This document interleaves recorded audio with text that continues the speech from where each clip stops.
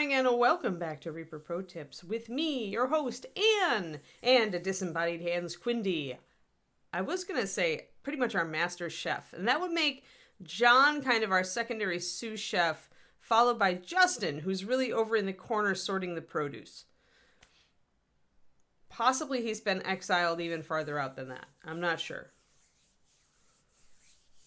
Yes. You're the master chef, Quindy. I'm just the main ingredient.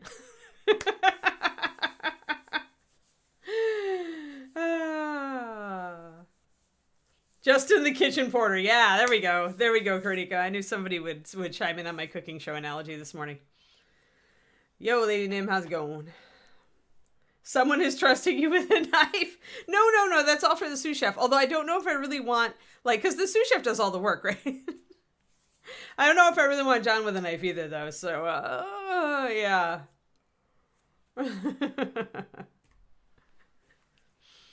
I've been trying to come up with new analogies every day. And sometimes they're off the cuff, which means they get a little wonky. Yeah. So I have a cute picture. Here. I have a cute picture I'm going to share with you guys right away. And then we'll do another pup date later. But has a cute. Let me get the cute up here. So Lady Nim, if you didn't know, I'm on the list for a puppy in just under 4 weeks.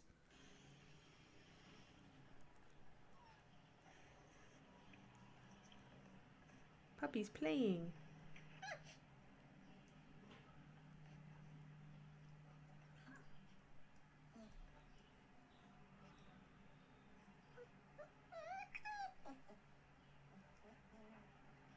So at 4 weeks, they are adorbs.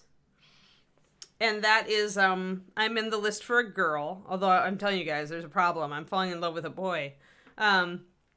So that was purple girl and pink girl. Or lavender girl and pink girl. But now her color is purple. Yeah, that is pink girl. And she's a drama queen. That is a manipulative puppy. That's a communicator. That's trouble. Trouble in the making. What that puppy is learning right now in that video is if I whine, I get my way. Even if it doesn't hurt, if I whine, she'll stop. Yeah, so I'm like,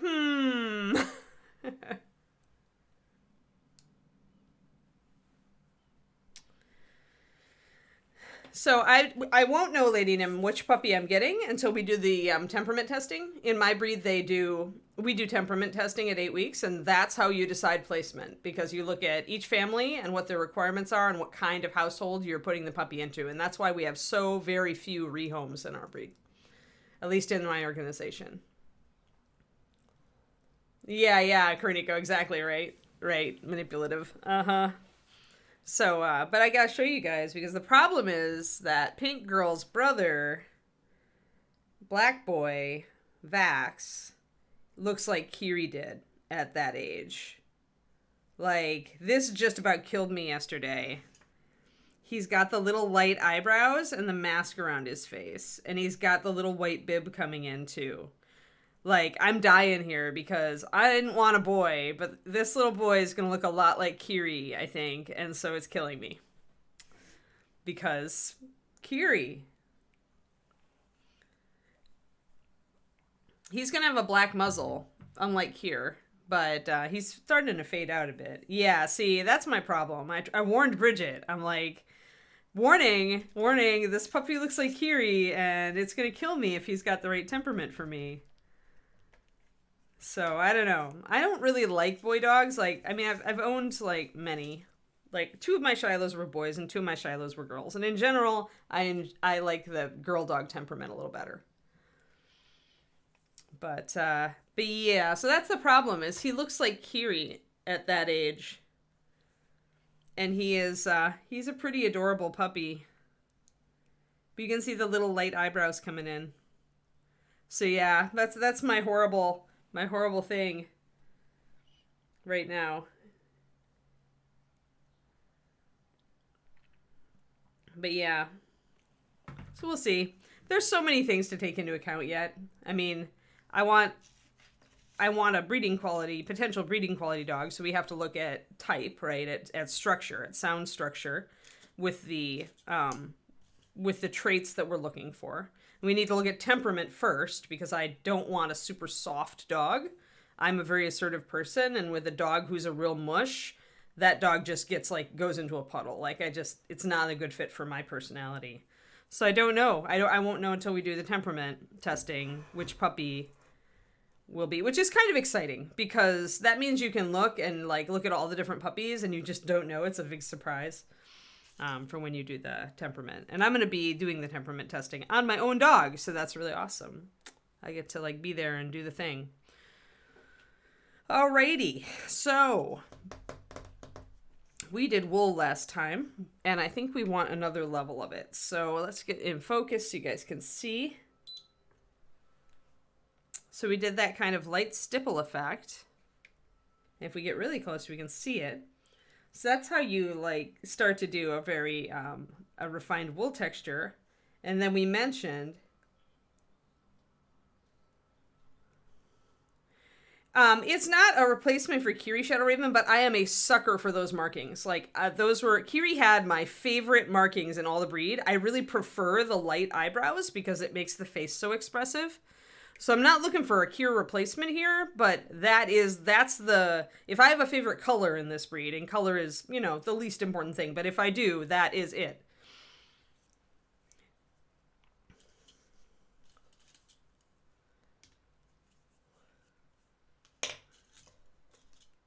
And no dog is going to be a replacement for Kiri, but I am getting another Shiloh, so it's a replacement for all my past Shilohs. But yeah, if I had a chance to take a puppy that looked like Kiri tomorrow, exactly like Kiri, that was a girl, would I do it? Absolutely.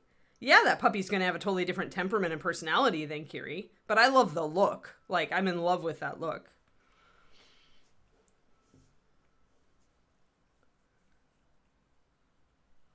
Yeah, Kiri was not only a great temperament dog for me, but she was a great, that was the look that I wanted. Hold on. I gotta share with you guys why I'm into this. Because this is another geekery thing, a nerd thing that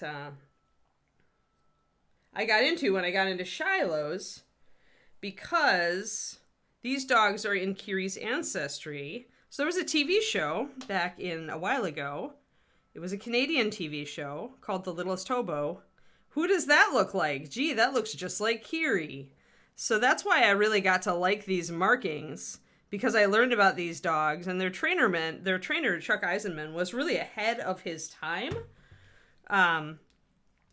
in dog training.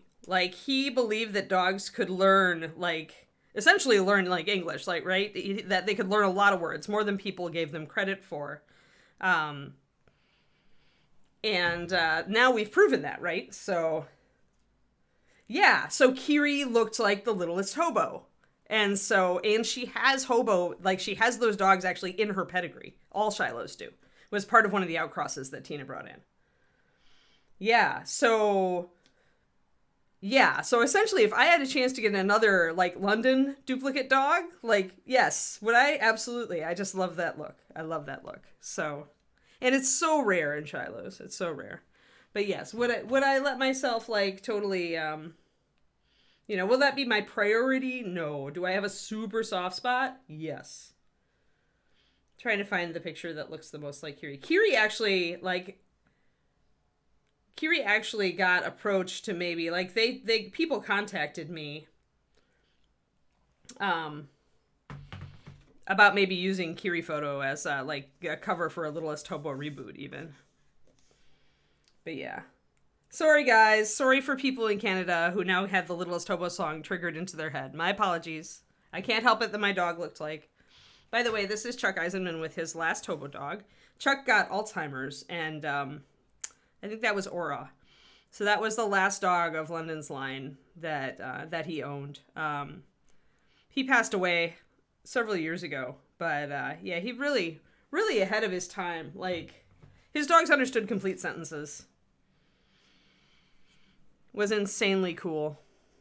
So I've shared with you. I also, yes, this is my private, like, I have never shared this particular nerddom with anybody else before, like in the painting hobby.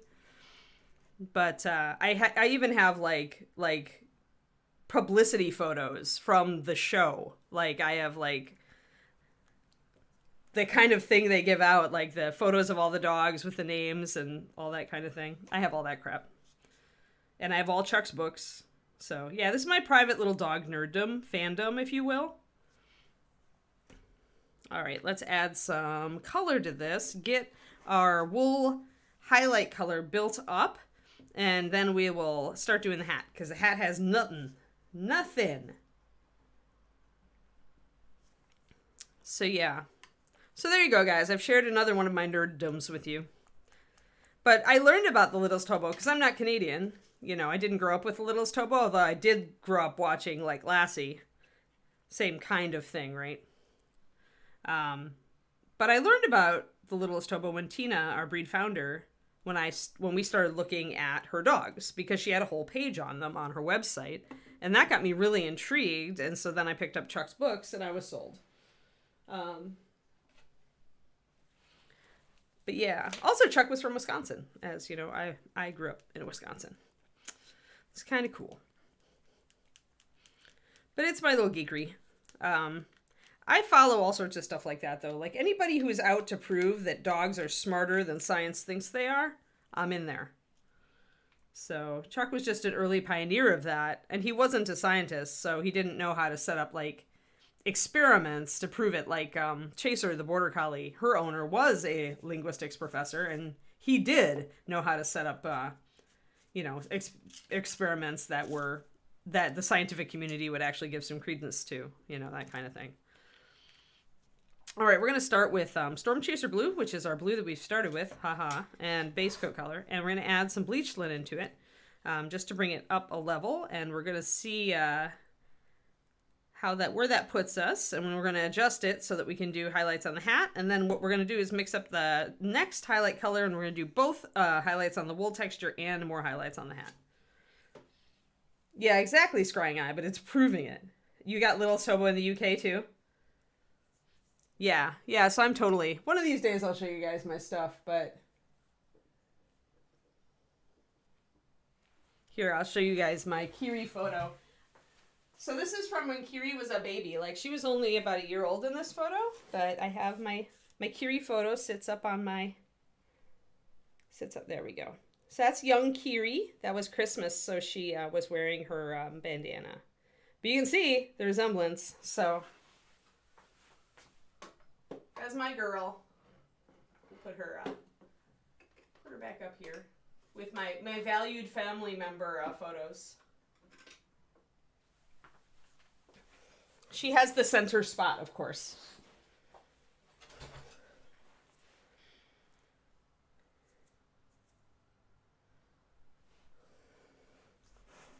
I'm sure there are other catchy Canadian theme songs.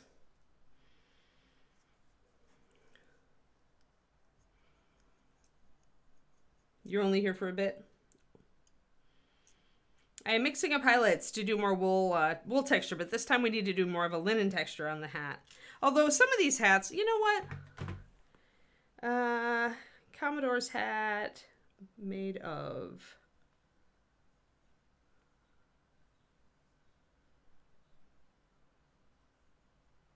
Because these hats were probably like made of a lot of the same thing.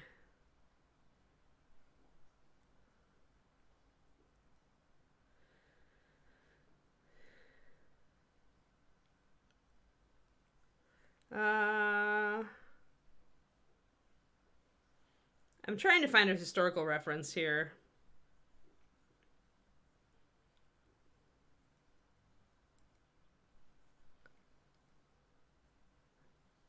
Aha, the most common. Okay. Up. Actually, wool felt. More expensive were beaver hair felt, and the less expensive was wool felt. So actually, we want the same texture. Glad I looked that up. It's a tricorn hat.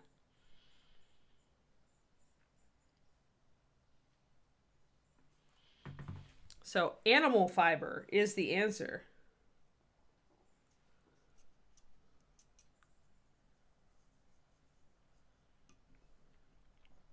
So we've got our base color and our first highlight color, and I'm actually going to go ahead and mix a second highlight color, and I'm going to be going up in small steps here because blue tends to react pretty hard when you throw white into it.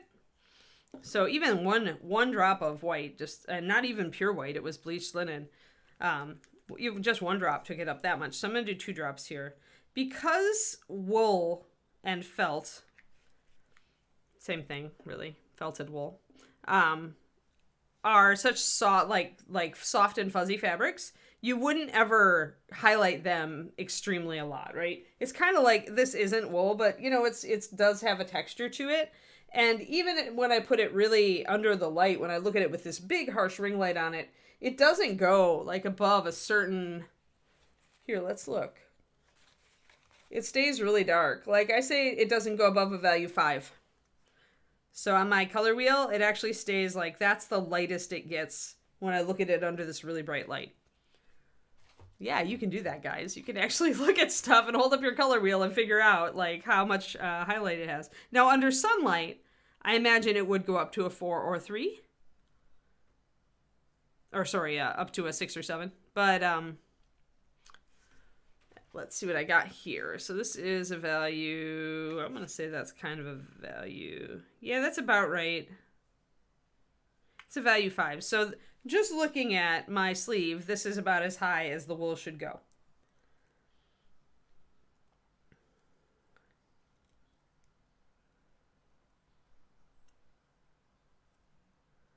Yeah, I gave a really early pup date, Pendrake. But I figured I was going to do one in the middle too, so.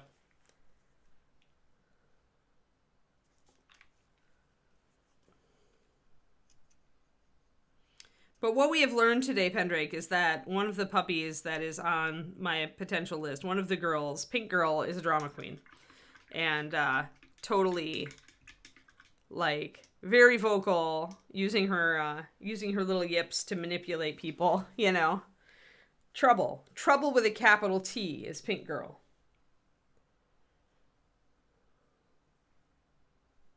No, I wouldn't do that, Pendrake. Like, I do like to stick as close to realism. Like, why would you use a different fantasy cloth if you have access to wool and your jacket's already wool, and wool is the traditional variant? Like, plus, what is fantasy cloth anyway? You know, I just don't do that. I don't know. I guess you can get away with it. But if I have a solid answer, I'm less likely to. I tend to think that in the fantasy world, for like just run-of-the-mill things, although they might have a couple of extra choices, those choices would strongly resemble the materials that were already used. So that's why I wouldn't necessarily go there. I think I'm going to thicken up my base coat. I see some areas where I'd like to just touch up my base coat, so I'm going to... Yeah, and that stands for pup. Exactly. Exactly, Derek. Exactly. She's such a little drama queen. So we'll see if that's the one we get. It's still up in the air. Although her sister, the solid black girl, is probably not in the running. She's just looking... She looks a lot more like the poodle. She looks a lot more like her... the poodle Wetterhound outcross dog. Just looking at her, like the shape of her head and her coat and all the rest of it. And since with this second generation, we're trying to get closer to the Shiloh type, that probably means she's out of the running, unless she has amazing, like, if she has an amazing temperament and her structure is really, really good, then maybe. But she looks, yeah, it depends. It's all up in the air. She's a less likely candidate, though. It's probably going to be Keyleth, the Sable Girl, or, Vex, the Dual Girl. Unless I like totally flip-flop and go for the boy. But yeah, we'll see. All right, so I'm going to put the hat up to my ring light here, and we can see exactly where we should highlight it. That's the nice thing about these big models, is they really will tell you realistically where the highlights go. We can see that we've got a shadow back here. We can see we've got a shadow under there. I probably will actually mix up a real quick mix of Storm Chaser because we're going to be working this pretty organically. So I'll actually mix up a shadow too. I'll probably use 4:1 Storm Chaser to brown liner. You could also use walnut. That's going to take it a lot darker though because the walnut is going to take over. It so depends on temperament. Like, okay, so I really don't want a boy. So even if he does look like Kiri. What it would take for me to swap, because there is an open slot for a boy on this litter. So if that slot remained open, what it would take is for that boy to have the perfect temperament for me. There is a Shiloh temperament that I really enjoy, that I really love.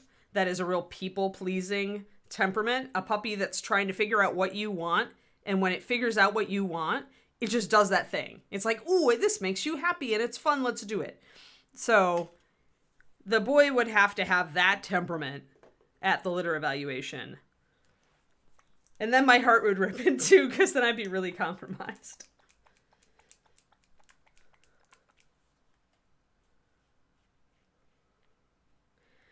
Color is far easier to breed, but that's why a lot of people do it.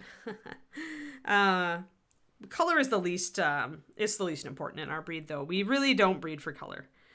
Really, it's just my soft-hearted love for the Kiri color pattern that's making me look at that boy and go, aww. But temperament has usually a lot more complexity to it. At least, this is not true in horses. In horses, it's really, the color genetics in horses are really, really intense. Like, very, very hard from what horse people have told me. It's very complex. But in dogs, it's pretty simple. At least with the overall colors. There are variations that we'll throw in, right? It's true, Kariniko. And that's why, like, that's what we try to tell all our puppy people. We're always like, hey guys, you won't know which puppy you're going to get until the LER. Frankly, don't even fall in love with one. People, of course, do fall in love with one. And despite all my chatter, I am trying to keep a very open mind, because when I do that temperament testing, it may be that black girl has the most, like, the temperament I want, right? So there's just a lot of things to throw in the air. But yeah, temperament has so many different things in it, like so many different facets.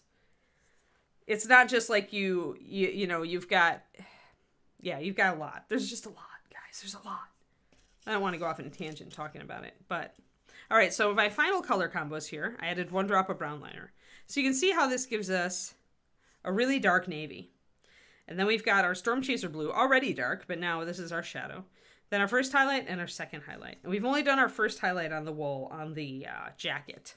So let us get a shadow in on the hat in various places that I can see. And then let us start highlighting.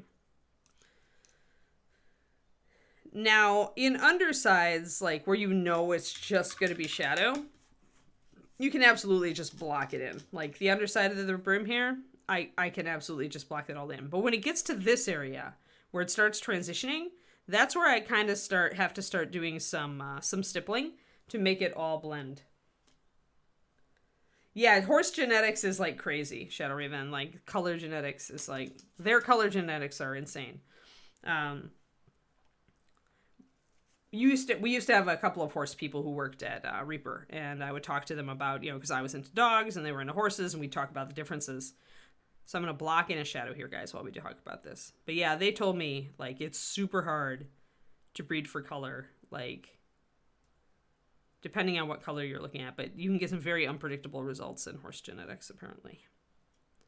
So I'm going to block in this shadow color, and I'm just going to block it, and that means just a hard line to start with. I just want to get a little bit of variation.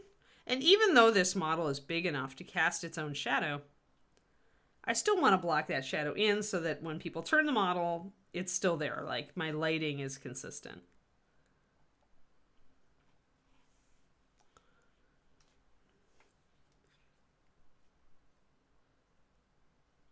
Yeah, that makes sense, Pendrake.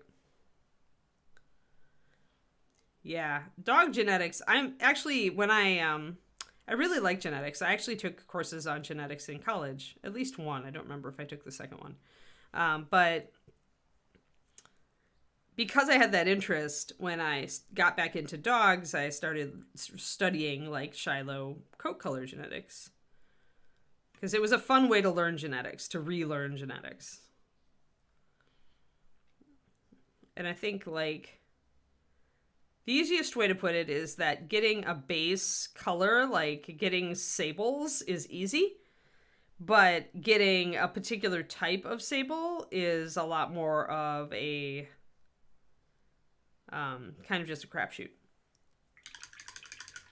Like if you're going for a light sable or a dark sable or a golden sable or a gray sable, you know, or a dark gray sable, right? It's harder then.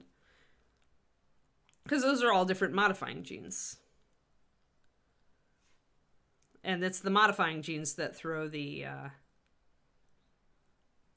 random in.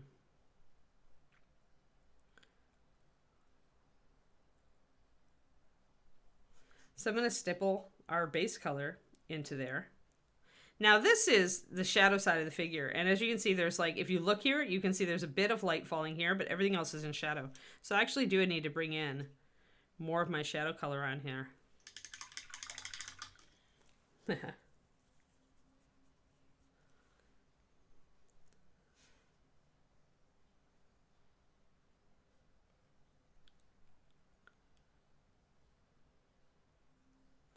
So I'm kind of looking, making sure that I've got this kind of like here. Here's my demarcation. And then a little bit front. So really there's just a little bit of color here where it gets a little lighter. So let's blend that in.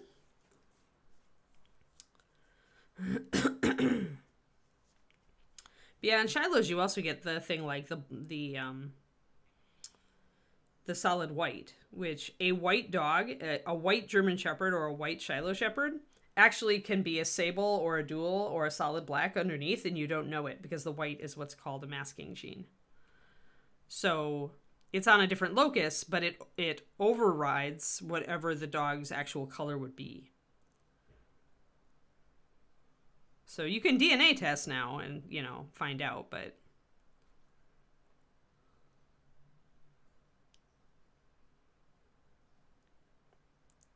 so I'm doing some wet blend stippling here. You can see it there. And I'm going to actually clean off my brush and come back to stipple into that wet and blend it in. This is kind of what you would do even with like oil painting techniques, although you'd have a lot longer to do it. I put a fair amount of paint onto this so that I would have a little time to blend it. Having it be a little irregular though would fit with you know, the rough texture.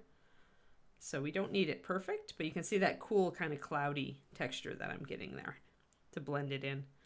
And if I want to, I can bring in some of my dark instead and blend that in the opposite way to bring it darker.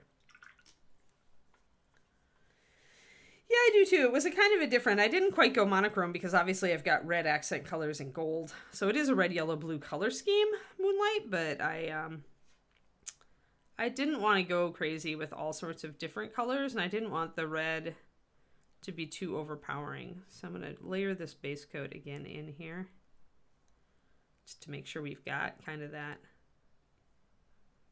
cool, irregular.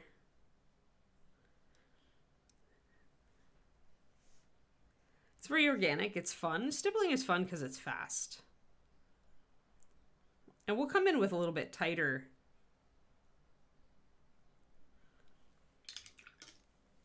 A little bit tighter stipples too.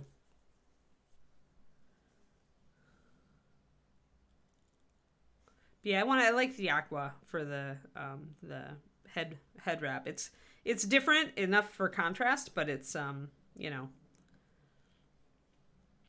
is good. So all right, let us get the highlights here.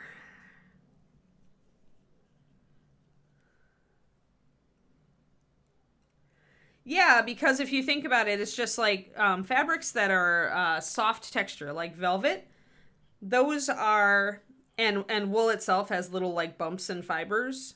Like essentially what you're duplicating, Kodiak, is the fact that it's a bunch of little fibers sticking up. So velvet and wool are two things that I would do stippling for. And suede is another one because it's got that soft, that's really just made with by a lot of fibers kind of like sticking up and giving the surface a soft texture. And that's what, I mean, it's like velvet. You could get a crushed velvet. You could do crushed velvet this way pretty easily.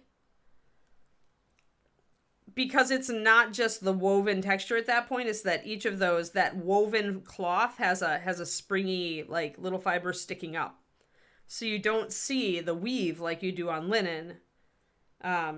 You just see those little sticking up bits. It hides it, right? When you look at a piece of crushed velvet, you can't see the weave, even though the it's been woven, but on that fuzzy upward surface, you can't see it.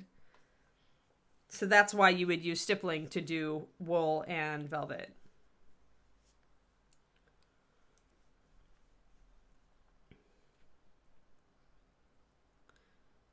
And it's the way to essentially give the viewer the information that this surface is different, right?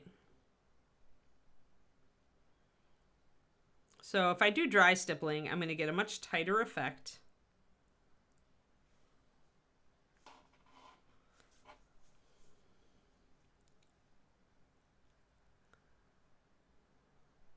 So wet stippling gives you kind of that big, kind of soft texture.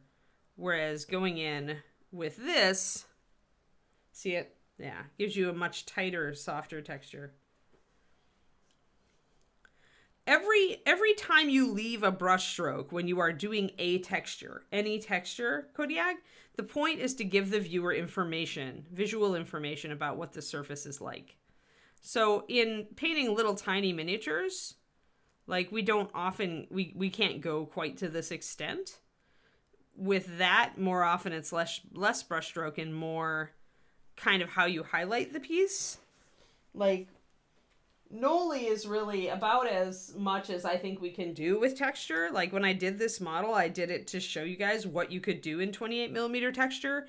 But it'd be very hard to do a velvet on this. You could, if you had really tiny little bits, you could suggest it. But like the fur texture on the arms and the cloth texture on the sash, and then the texture of like nicks and slashes on the blade, all that kind of thing. And then the leather texture, right? Those are all, one thing you should take away from this is all of these textures are very rough, right? They make it, the fur looks rough. The cloth looks really rough. You know, the sword has a lot of rough texture on it. The belts really look like they're kind of fraying, right? And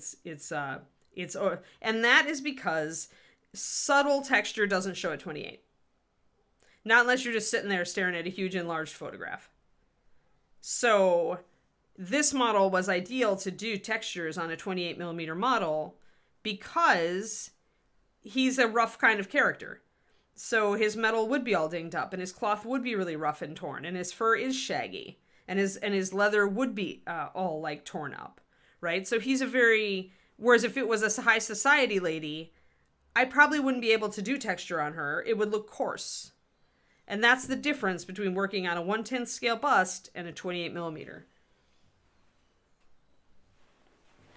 That's why the texture revolution came out of painters in Europe and Russia who are painting larger models. Because when you are working on something this big, you can suggest those textures and they look realistic, right? They don't look wrong. So now I've got my stippling showing up a lot. I don't want it quite that much, so I'm going to start to do a little bit of blending in here. Kind of a halfway mix between. And I'm not ever using my brush point down. I'm always using the side of the tip so that I don't wreck the tip. So you can take your base coat color and stipple it over just a little bit. You don't want to cover it up, but you want to create a blend like that. And I'll keep bringing it down though. I need more highlight here, pretty much all the way down to this area, and then I'll blend it more. And if I go very fast, I tend to get a much rougher texture. If I slow down and do really tiny dots, it takes longer, but it looks more realistic. And that's kind of the rule when you're doing this stuff. Is like, so in that way, you could get away with a lot more. Like on a slightly smaller model, like maybe a 75 millimeter, you could go a little coarser with your textures, a little faster.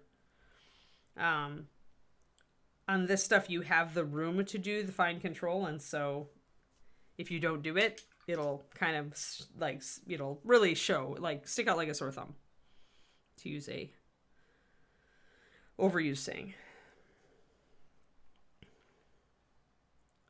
But what I can do is I can take the even higher highlight and I can make tiny dots with that, really, really finely controlled, to bring up a higher highlight up near the top here. So even though my underlying first layer might be very coarse and fast, I can refine it by making my next layer a lot more fine and painstaking.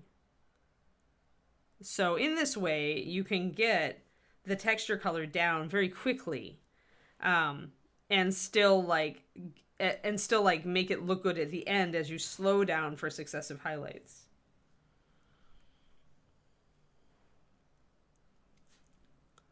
So I'm gonna get a little bit more highlight in here.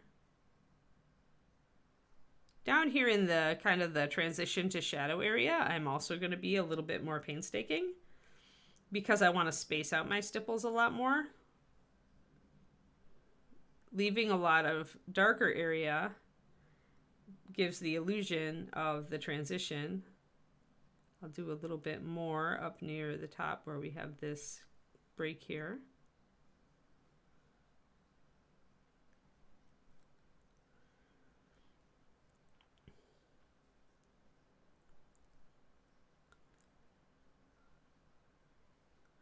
To make it blend in a little bit better, and I'll grab my shadow color, or my base coat color rather, and bring that in, stippling in here too, to kind of break up what I've done. You can go back and forth, just like with layering. You can go back and forth between your shadow, base coat, and highlight to break up areas or make areas blend into each other. So if you see a spot that's too light, you can take your base coat and kind of blend that in, like so.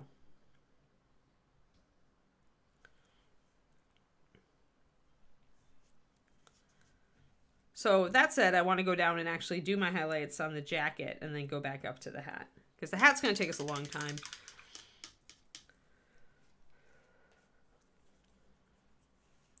And since the jacket is close to complete, I want to go in and put this higher highlight on there.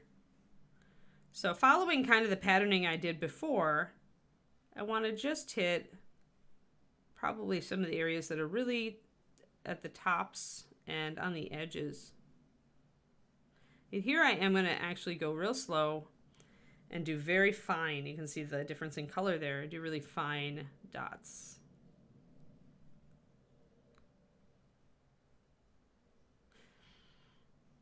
Especially since the lapel is kind of, your eye tends to go to here. So I want to make sure that I'm spending good time on it, making it good.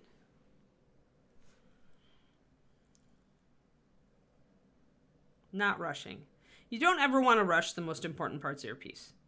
Like, there is a place for painting quickly on a piece, but the closer you get to done, the more you back off from that. So there's me highlighting the edge here so that I can just bring that up a little bit as it comes over her chest. See how that kind of accentuates that? I'm also going to accentuate all of these little stitches. But yeah, when you're at your final steps of the piece, even if you have speed painted everything up to this point, if you slow down and put in a couple of thoughtful details, it can really enhance even your gaming table models.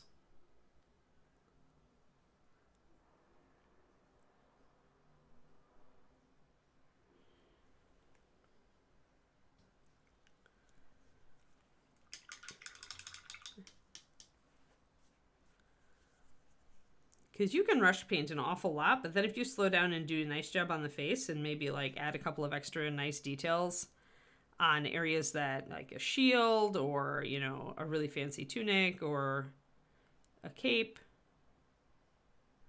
you can make the figure look like you spent a lot more time in it.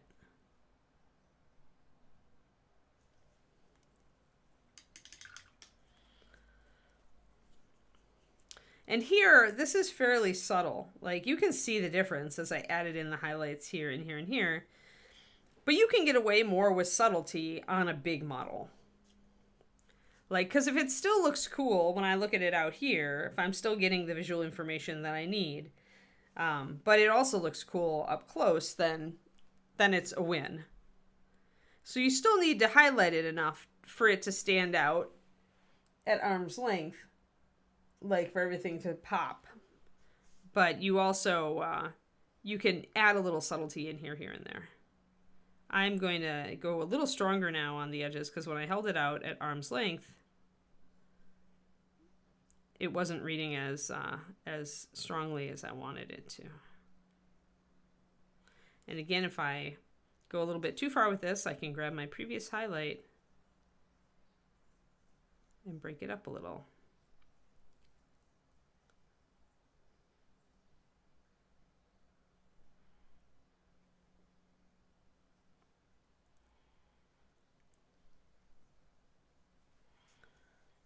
So that's a little stronger.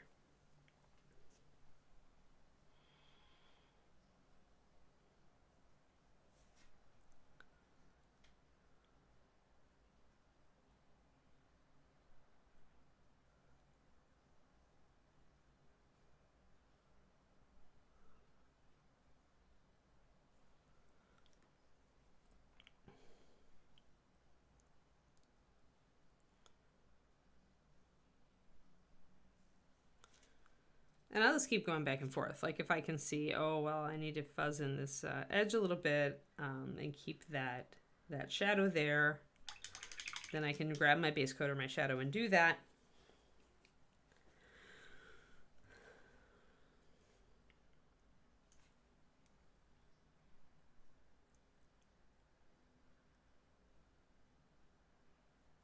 Yeah, we want the warm and fuzzy wool coat. We want her to look like she is not going to be freezing anytime soon. If I were on the high seas, I would want a cozy coat. Because it's cold out there. The ocean makes things cold. I learned that in San Francisco. Like, maybe not in the Caribbean, but it sure as heck does here. It's freaking cold by the ocean.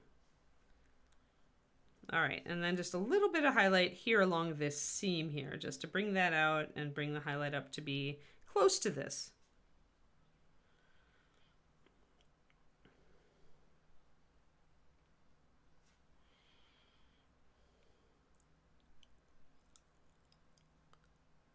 Oh, that's a little bit too high. I needed to go up with my previous highlight a little bit more, I think. Also, as the stream goes on, this paint will thicken, so I'll need to add a little bit more water to it. The thicker I keep it, the stronger the stippling will show up, but also the bigger dots it will tend to make. So working with thinned paint and keeping it at a certain level of thinness is very important for these kind of effects.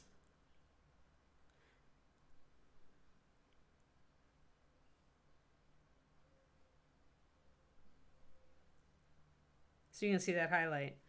Now I can go and grab my previous color and break that up a little bit if I feel like it's a little too strong.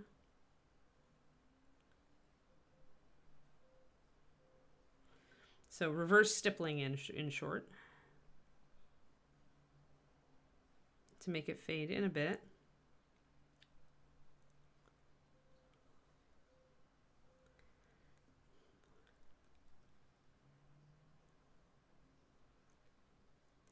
And if I feel like it's not going, then this is an area I could glaze if I wanted to.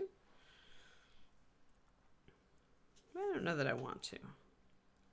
I just want to blend this in just a little bit better. And usually that means putting your stipples slightly farther apart. That's better.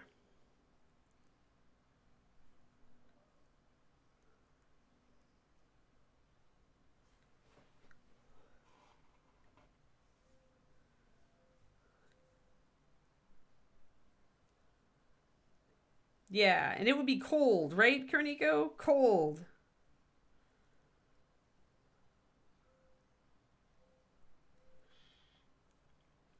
For example, drop a project that's in Nagoya Joe. So like stopping this project and starting a new bust to try this technique different. Is that what you mean?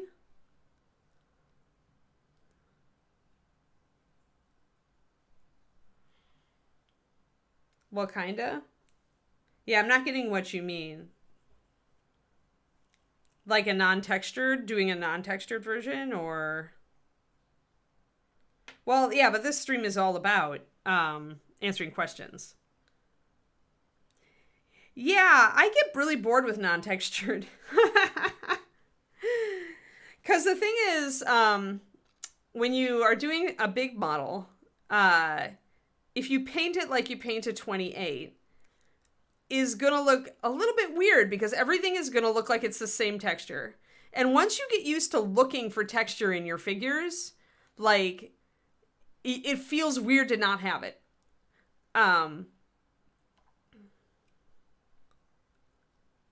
Yeah, if you wanted to, Bin Panzer, if you were just starting out, actually, the best thing I think is to, here, I'll show you guys my class bust. The thing that got me into textures was taking a class with Kirill Kanave, who's a really, really fantastic painter.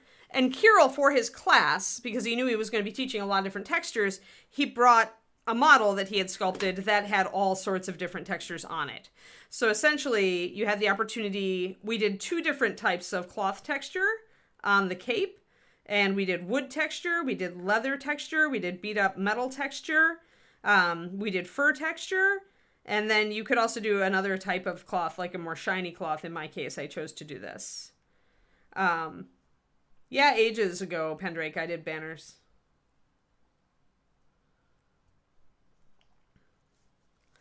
So yeah, so this is a very rougher, much rougher texture.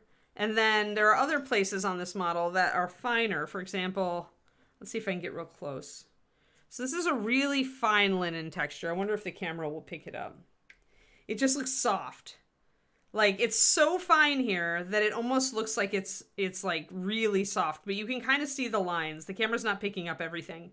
So if you're using really thin paint and you're doing really fine lines, that's when you get a super like fine linen texture. But then in other places, like I started out doing some stippling and then I went with that. This is a more coarse type of texture. And I kept these places this way so that I would have an example of how it should look, because this is the first time I worked with these. So, and then back here, I did it much faster, much looser. You get a much more burlappy kind of texture, much rougher, because you can see the brush strokes, and some of the brush strokes are thicker. And because some of the brush strokes are thicker, that implies that the yarn or the thread being used to build this is very inconsistent. Like the yarns are maybe of different widths, or maybe the yarn is kind of more like coarse in places and skinnier in places, and you know, that kind of thing. So if you want a super fine, soft linen texture, doing that, you're doing the same cross hatching, but you're doing it, you know, and this is the kind of thing that you could do on what you were saying, Bin Panzered, if you just decided to take a model like this and just do wool on one part and fine linen on another, and more of a rough texture woven texture on another part of it, right?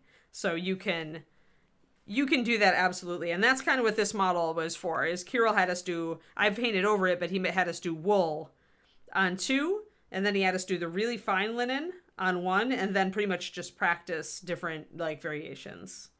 So, but yeah, I mean, it's never a big thing to interrupt the stream. Just this stream is about answering questions. So when you've got a good questions, oh, I see, base coat. Yeah, Nagoya Joe. Just like Pendrake said, we're going to be starting a couple of new models. Right now, we actually are Like I've been base coating. I had been base coating on this guy, though we've started highlighting now. We started highlighting his purples. But like there's my base coat. So when we finish a model, we start a new one. And if you go to Reaper's YouTube, you can actually see the base coat episode for this model or any of the models I've done. So, and the other thing actually, if you want a quick how to do a really smooth base coat thing, is my YouTube. If you look up Painting Big on YouTube, so there's a Reaper's YouTube right there, so you can see all that kind of thing. But on my YouTube for Painting Big, 2 words, or if Quindy will link my socials, because she's awesome. There you go. So YouTube is the second link from the bottom. I've been doing a series on fundamentals of mini painting, and I have a video that's real short that is how to get smooth base coats. And then I've got like applying a wash, building your own washes. I'm about to do layering this time. So I'll be talking about layering, and then I'm gonna do glazing, stippling, wet blending, all those. So, but I've got that whole thing up right now. So if you want kind of the way I do a smooth base coat, you can watch like a 10-minute video on it on my YouTube. I wanted to do a bunch of short videos that were just kind of fundamental stuff.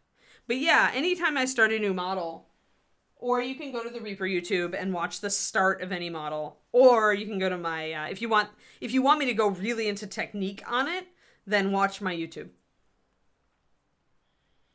And I did put together a playlist of the fundamentals videos on there. So I think, yes, I did. It was on my to-do list. It took me a while to get to it. But yeah, so there you go. But yeah, this model is very close to finished. So obviously right now I'm going hard in on all of the final highlighting and texturing and that kind of thing. But yeah, you could watch the way we did the skin tones or the hair video would be good ones to just kind of see like base coat to highlighted.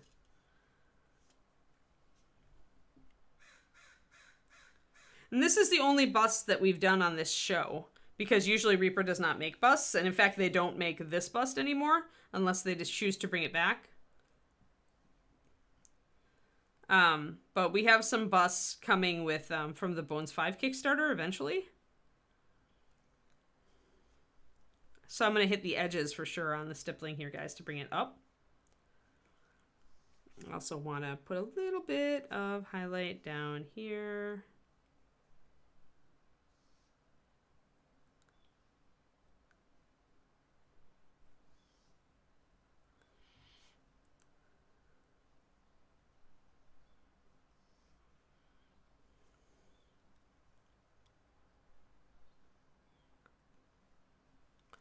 There, so that brings out that seam there, and it brings up this whole chest area lighter. You can look at the difference between the two. Oh, super. Super, Nagoya. Yeah, thanks for the subscribe. Yeah, I'm trying to get to 1,000. So thank you very much. I really appreciate it. I think I'm at 600 something now. So I've been growing. I don't have, the thing is with the Patreon, I don't have a lot of time to do YouTube. Much as I actually enjoy YouTube as a social channel, my Patreon, that has to be the first thing, the first priority. So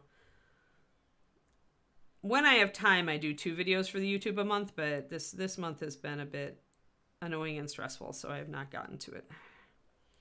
Maybe next month I'll be able to do 2.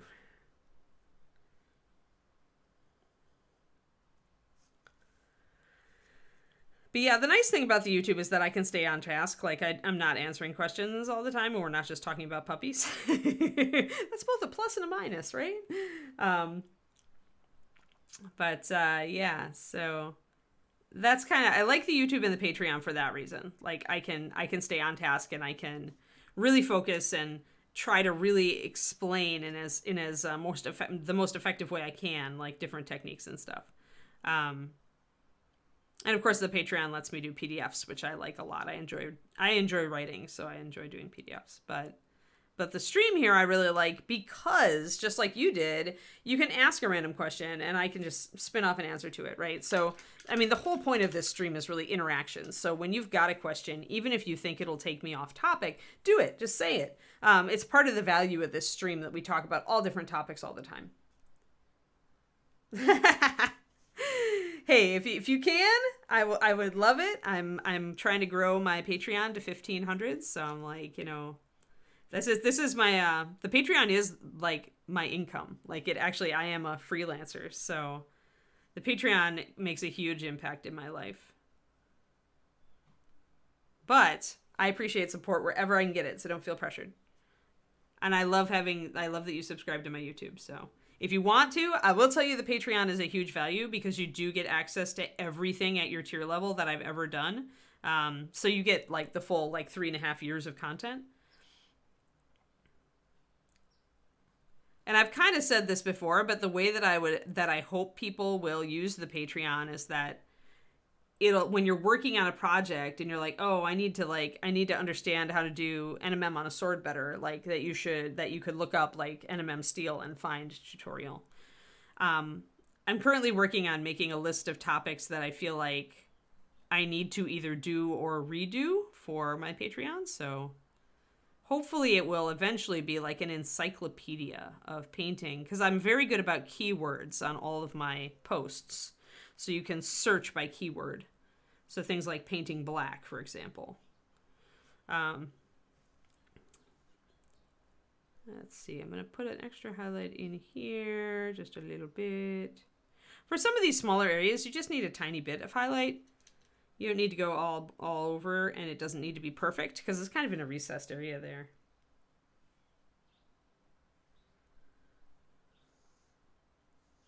Oh, Ann Meyer's Maps Patreon? Is it worth it? Is it worth it? Hold on. Yeah, I'm always looking for maps. Hold on. Ann Meyer. Hey, and I'm also always into supporting other Anns. Oh, Meyer. And is the Patreon under her name? So if I look up Ann Meyer in Patreon, am I going to find her?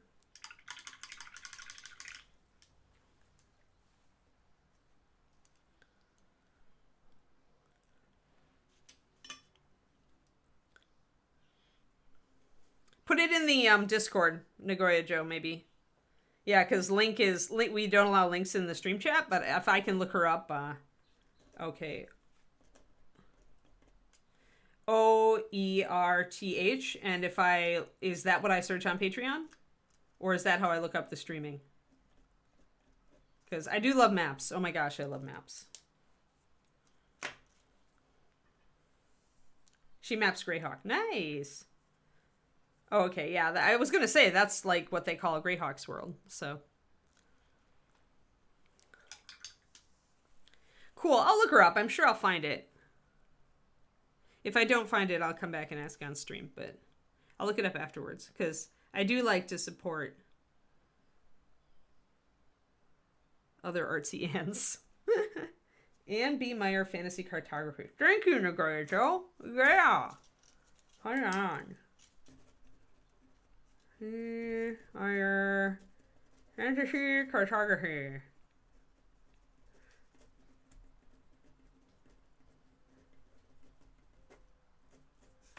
Awesome. Thank you. Awesome. Yeah, cool.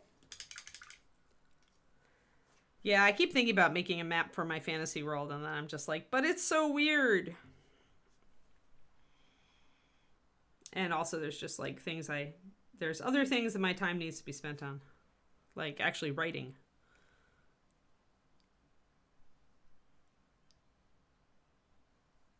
But yeah, I always admired people who did awesome maps. Like, I did some maps when I was a kid. Like, I really enjoyed doing them, but they are very time consuming.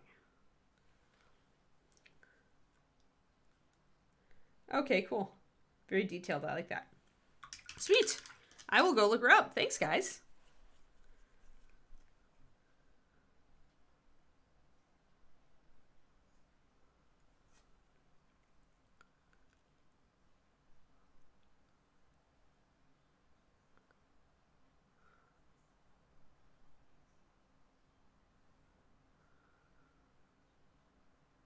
Alrighty, so getting the collar there, bringing it up more, got the edge there, so that all that now is showing some highlights. And I'm feeling like, this side right here is looking really sharp. Like, I might put a little bit more texture down here. There's not a lot of room for it.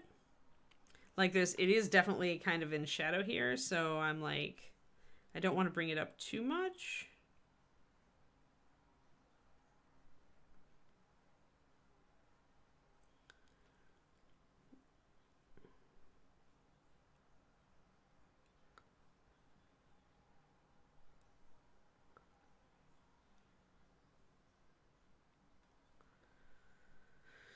There.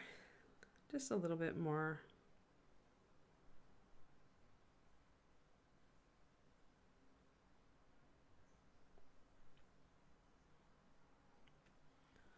So a little bit of definition down here, which is nice. Oh, yeah, my books world, Pendrake, my novel. Novels, I guess I have to say. That's a whole different fantasy world. But because it's a fairy tale world, it's very mutable, so I don't know how I would map it. I'd have to map very specific parts of it. Oh, cool, she does a Friday stream. Cool. I'll look her up.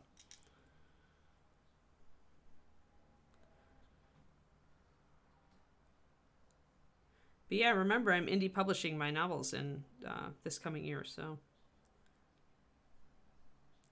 I may not have a map right away, but I probably should do one eventually if the books get some following.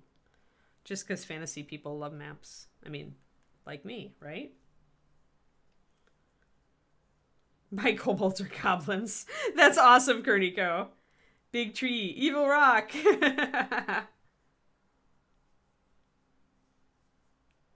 Oh, okay. You've missed lots of updates, have you, Gibson? Well, since we have gotten to a good stippling point here, that's a stopping point, but it's a stippling point, right? But yeah. Let's see here. Oh, I want to show you Pike. Pike was cute. So, Purple Girl. Purple Girl with her happy face. Yes, they adopted an eighth pup. His name is Simba. He was a singleton pup, and he needed brothers and sisters so he could learn how to interact with other dogs in a healthy way. So, yeah. So this is Pike, and they're all named after Critical Role characters right now. And so she is a cutie. She looks like a little wolfling with wavy hair. And there's her playing with the chair. You see the little teeths. Little tiny teeths. Let's see here. And then we've got Vex sleeping wrapped around the leg of the chair. So you can see her colors are really interesting. She's got some light undercoat coming in and stuff on her black. And we were looking at the fur. So Keyleth has the sable. And so she's got kind of that black-tipped fur, and she's probably a light brown or golden sable. And then we've got the new boy, Simba. So he's 100% Shiloh, unlike the rest of these puppies. Oh yeah, right away. Yeah, our dogs have really good temperaments in general, Roger. They're very solid. And so Zammy accepted the new puppy and let him nurse right away. Yep, Simba's in the bin. So that's Simba. He's red collar boy, and he's also a solid black, which is actually really rare in full Shilohs. Really rare. And then there's Grog. He's the biggest boy, and he's also going to be a brown sable. So he's got that sable pattern. You can also see, I call these angel wings, but our dogs often have a lighter streak behind their shoulder blades. I always call them angel wings. So and their colors are going to change a lot. So, like, Grog, both the sables are probably going to get a lot darker, but the dual puppies, like like Vax here, who is mostly black, he's probably going to get a lot lighter. And then, let me see, I've got a Vex picture.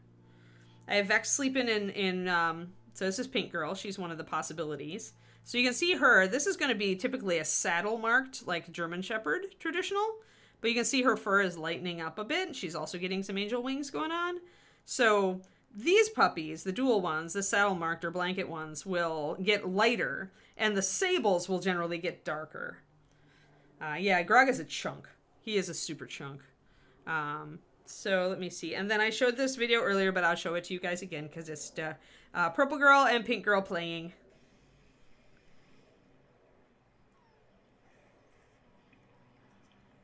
And they're only 4 weeks old.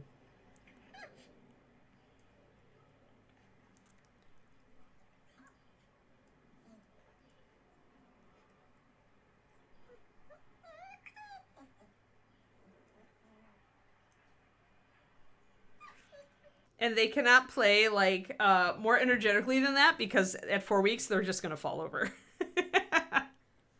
So, yeah. So there you go. There's your pup date. And yes, supposedly I'm still getting a girl, but I'm falling in love with Black Boy Vax, who is also my favorite character in the cartoon. So it's hard. Yeah, at 4 weeks, I think that 4 weeks is the maximum cute, Gibson. Like, 4 weeks is when they're deadly, like super deadly. Because I love that they're still falling over all the time. They don't have any coordination yet. They're building their muscles. And so they're like, they bunny hop all over the place and they play with each other and fall over all the time. Yes. Suddenly, 2 puppies. Right. Not what I need, Lady Nim. That seriously I would never do. Like, I actually always regretted, we didn't get Kiri and Leo at the same time, but we got them within 3 months of each other. Like, they were 3 months apart. And it was just like, I wouldn't do it again. Like, they bonded so strongly to each other. And it's such a challenge. Like, and I felt like because we did that, we didn't get as strong a bond with each of them. The cats like the puppies, huh? And so I wouldn't do that again. I wouldn't get 2 dogs close together ever again.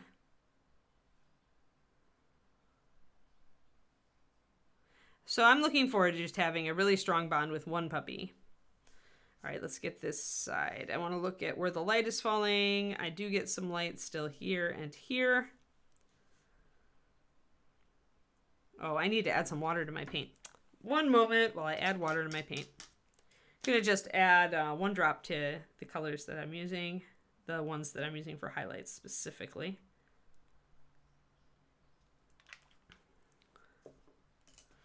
And just do quick mixes.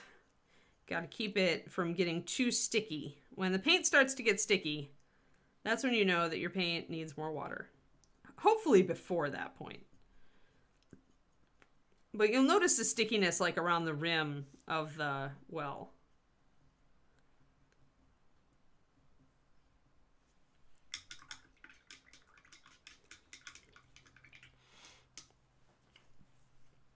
But yeah, we shall see. We shall see. It's still up in the air. But it's getting closer now. Like it's on. Like we're ordering dog supplies like crazy. I didn't have a lot left over from Kiri. I donated a lot of stuff. Like there were some things that were just unopened. And I donated it all to our local shelter. So, because I didn't know when I was going to get another dog and I didn't want to hang on to too much. And then Kiri's old collar actually went to my ex-husband because he's more a physical memento type of person. And I'm more like, I like to just I like to have photos. Like once I feel like I can do it, I'll do a colored pencil probably of Kiri. I started one of Leo, I just haven't worked on. But I like to do that. Like I like to have the photos and I like to do a piece of artwork. Kind of as a tribute. Yeah. All paint was sticky, yeah. Just a little bit more there. That was probably a little bit too much on that edge. So I'll take that down. I'm just going to essentially paint a glaze of shadow color over the top of it.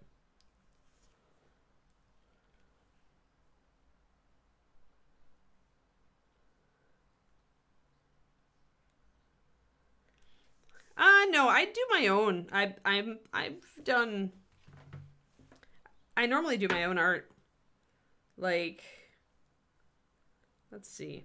See if I can find it. If I can find it quick, then I'll show you guys. If I can't find it quick, then I've done tributes for other people's, like my friends who had their pets pass. Let's see if I can find one. Here's one. This is Kuma. It's for my friend Olga. She lost her boy. So I essentially found a photo of him online that I really liked, and I did a portrait. So that's the kind of thing that I would like to do for Leo. I like colored pencil for this because it looks so soft. You can do the hair strokes, and it looks really soft. So that's Kuma, and then I did one for my friend Michelle. I think I only have like the work in progress of that one. That's Gracie. Michelle lost a puppy. That's always really hard. So Gracie was, and you can see how soft the colored pencil lets you get. Really, really soft. It'll let you layer in those different colors and just get this really delicate feel, which is a little bit different from a painting, right? So that's why I like colored pencil. Even though colored pencil takes a very long time compared to acrylics, I could probably do a pet portrait much faster in acrylics these days, or even oils. But yeah. So I've done tribute portraits for some of my friends, and I started one for Leo, but it was too soon, so I put it aside. And I still have it.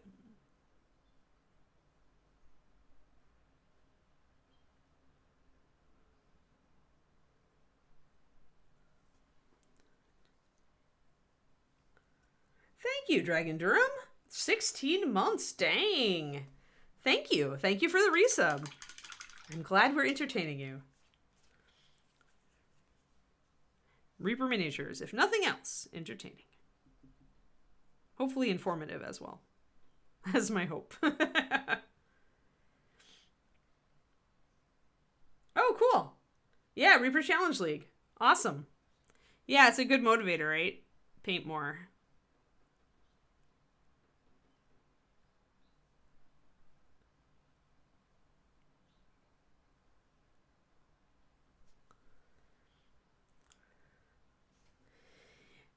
Yeah, color pencil is underrated. I've liked it since I was a little girl. It's been my favorite medium for a very long time. And you can do a lot with it. People don't realize. All right, I'm going to get these stitches here.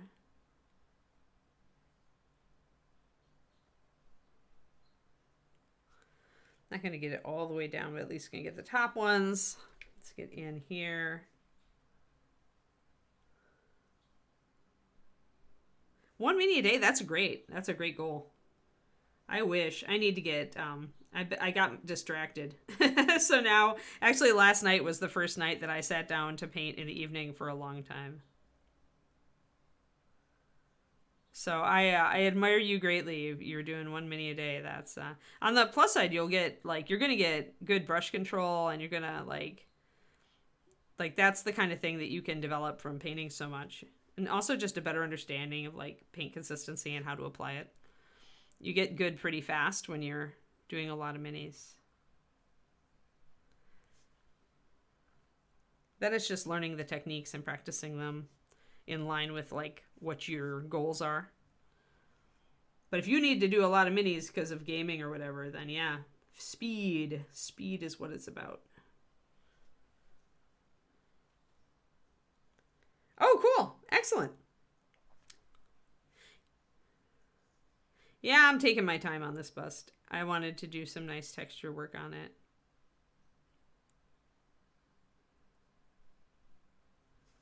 Feel like I want, yeah, that's pretty good. That feels good. That feels right. All right. I need to look at this side. I need to look at my lighting. So I'm going to kind of put the model where it's casting a natural shadow. You can see that we do get a little bit of light through here. You can see that it's picking up there. So that means, and I do need to highlight here, and I do need to highlight here, because I've got her tilted so that the shadow on her hat like is reading correctly. So yeah, that means I need a little bit of highlight here and some highlights there. So we will go for it.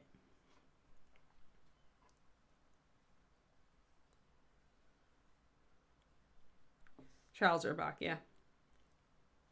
Yeah, you can make color pencil look like oils by using solvents with it. If you guys didn't know, what it does is it melts the binder, typically wax. The solvent will melt the wax, and then it looks like you've painted it in oils. It's one of the tricks that was developed in the last few decades. People just experimenting with the medium. I follow the Colored Pencil Society of America stuff usually, like their big show. There's always some amazing stuff.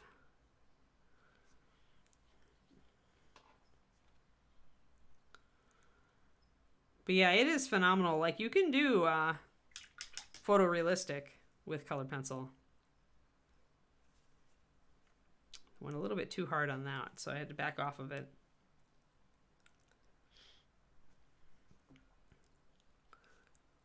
Yeah, it's pretty cool. It's pretty cool what people do.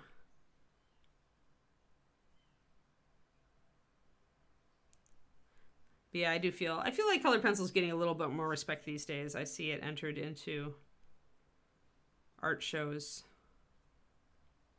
But it is a very time-consuming medium. It takes a long time to layer up your colors and your textures and stuff like that. It can very much... and I'm always very conscious of time since I'm already a slow painter. So... so I notice. Yeah.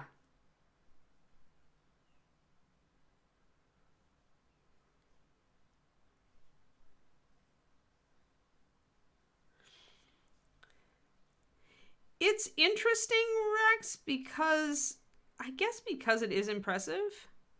Like, the technique is impressive. Weirdly, one of my art teachers in high school was into photorealism, and he was a painter, and he could pull it off. I'm with you when it doesn't have a soul. I think that I do admire it when it's like focusing in on a detail. Like it definitely takes some serious chops to like, it's like doing a perfect chrome NMM. You just feel good that you did it. You feel like, holy crap, I did it. So I think it's the challenge partially that attracts photorealistic artists. I know that for me, I was always deadly jealous of the photorealists. Like, I wished I could do that.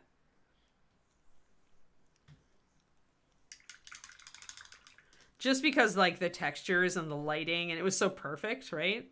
So I guess it would be the challenge of trying to do it. I'm attracted to that challenge. And I suspect that that may be what motivates people who go in for photorealism.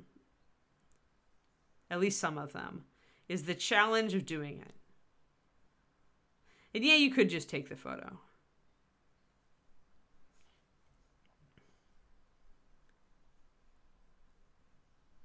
I like realism in art, though. Like, in mini painting, even, I like realism. So this mini is more cartoony in a lot of ways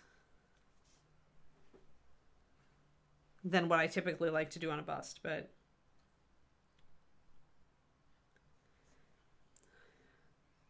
yeah, I see it. Like, there's a lot of amazing photography now out there, too. I mean, there always has been, some amazing photographers. And that's a similar, like, in some ways, it's a similar skill set, right? You have to understand light and contrast and color if you're not doing black and white. Like Ansel Adams, black and white for the most part. Similar ways of thinking, I think, in a lot of ways. Photography versus photorealistic art. I don't know. I'd have to ask a photorealistic person why they enjoyed it. But I bet a lot of it is the challenge.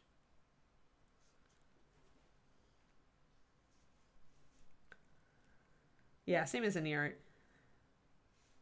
Cool, Dragon. Yeah, I pretty much go from step 1 all the way through on her.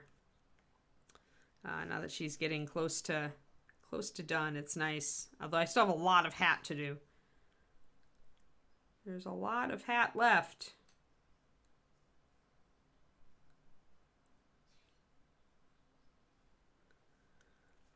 Still need a little bit, got a little bit coarse. As I get tired, like as I get later into the stream, my control gets a little bit less. And this is why when I'm doing textures on busts, like for competition, I will typically just do a 1 hour and then I'll take a break.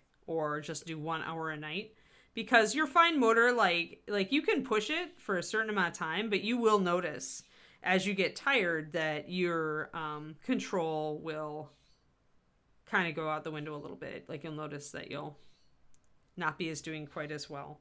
So be aware of yourself, like when you're hobbying, you know. If you find that you do your best work in like 45-minute increments, like just put aside 45 minutes to paint and then just move on.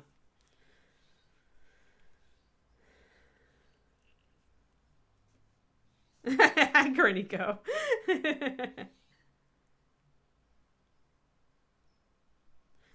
The scarf here? Yeah.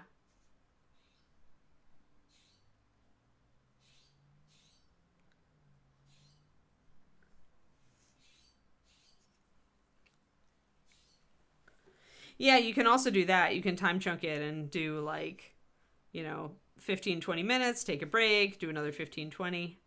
I tend to very much sit down and get in my zone for like an hour, hour and a half. If I'm not doing super fine detail, I can definitely paint for an hour and a half. But after that, it's very much diminishing returns.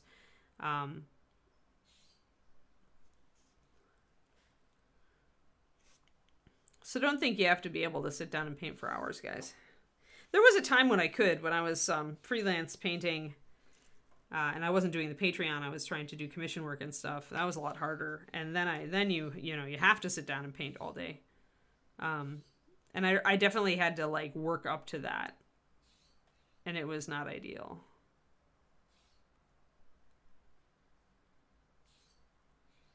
A little bit of highlight there. So we've got a little bit of highlight. This is the shadow side, but it still needs to get a few highlights. And if I find that I've gone too high with them, I can always go back and do a glaze to darken it.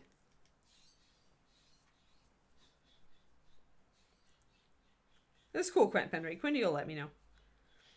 Quindy keeps an eye on it. And I typically go to at least 11:05 because usually I'm starting up at around 11:00 or around 5 minutes past or so. Cool though. I'm excited to go look up that cartographer lady.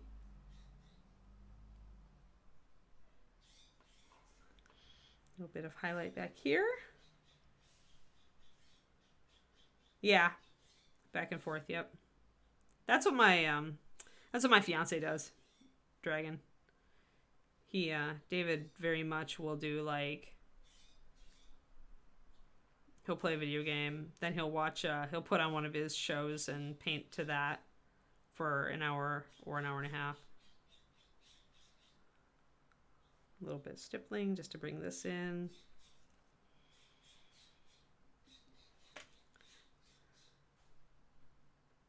I find that I have to stretch a lot more. I have my back has been somewhat compromised over the course of my life, so I definitely have to take like where I don't paint as much.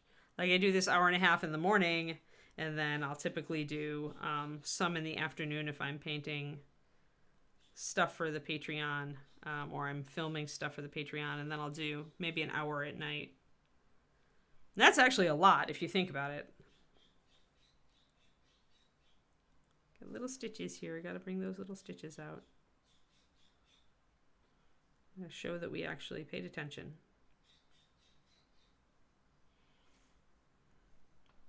And we got stitches on the other side too. So just doing real rough stipple back here just to get me started. It's super fast.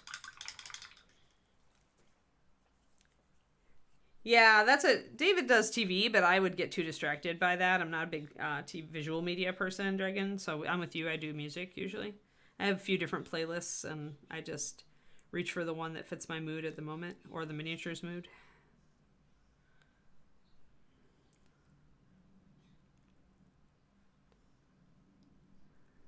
Tiny little stitches.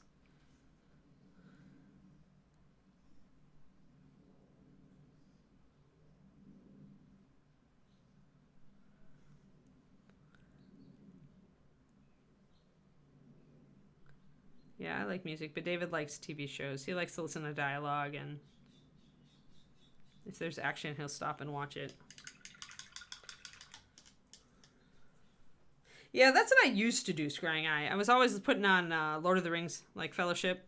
It's a new Fellowship backward and forward, and the soundtrack is awesome. Or the Tomb Raider movie, which is kind of my secret, like, guilty pleasure movie. Campy as all get out, but good soundtrack. And I love Lara Croft.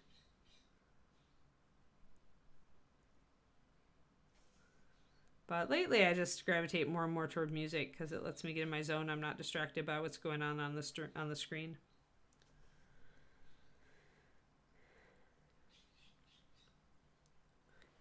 Yeah, my back is a lot better since I started doing about 10 minutes of yoga every morning. Yoga and physical therapy stretches, Pendrake.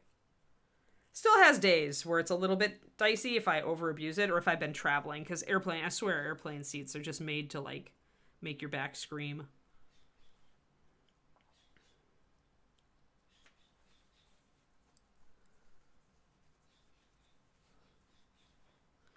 I'll listen to audiobooks sometimes while I'm painting too. Like lately I've got kind of a cool money one, financial one that I like economics, what can I say? That and as I get closer to publishing my books, I just want to have some things in place financially. Cuz it's like up to now everything has been coming out of one account for the most part, but I'm putting together a new expenses account that's just for the business and separate from my checking account so that it makes it a lot easier for me to track stuff. It's less important with the Patreon because I don't have many expenses unless I need to buy new brushes or, you know, buying a model specifically for a coaching session if that's a thing, stuff like that. But with the books, I need to pay for cover art and stuff like that. So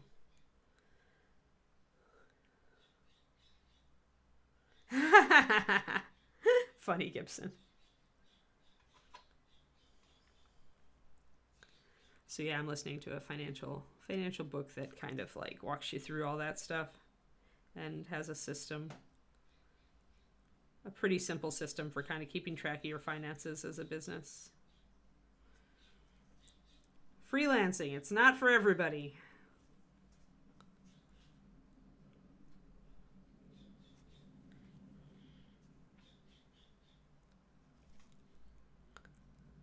All right, I think I need to do a little bit up here.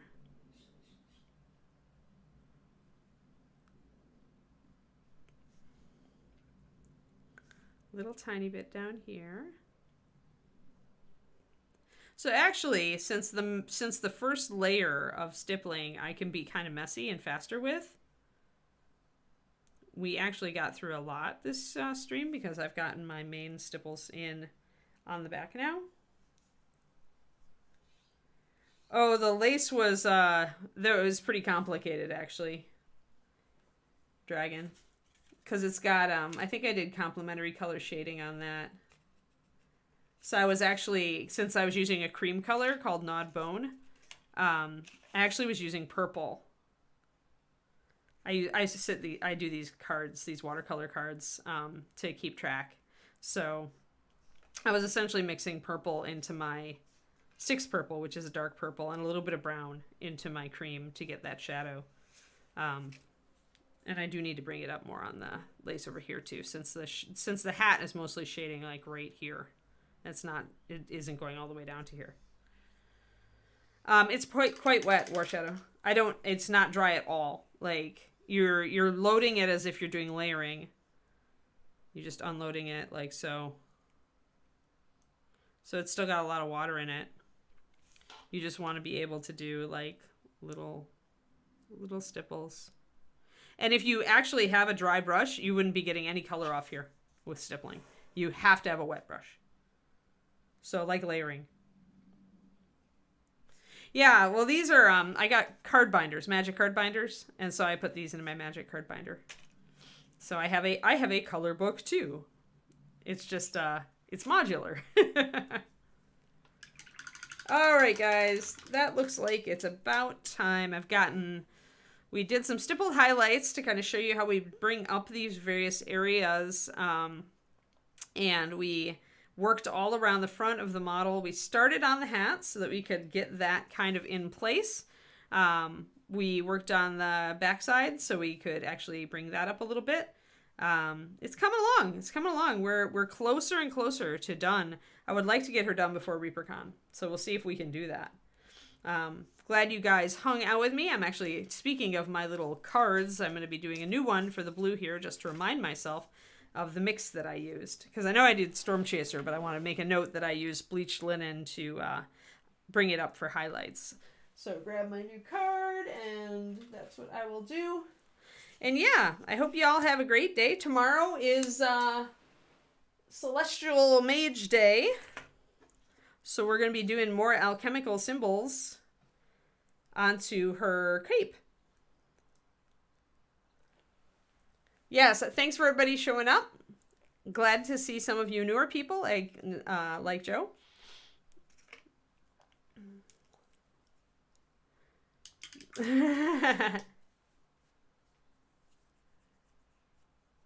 No, I use a magic card binder for my color recipe cards, Lady Nam. But yeah, I could do a magic card repaint. I mean, it's not that hard for me, because I'm a 2D artist you remember I used to do that. But yeah. Okay. So, Rhonda's the guest on Crow's Nest. Yeah, Alpaca Day is tomorrow. So yeah, so we'll go back and do our Mage Lit tomorrow, guys. I hope you have a fantastic day. Take it easy and I hope you get some painting in. Talk to you tomorrow. Bye-bye.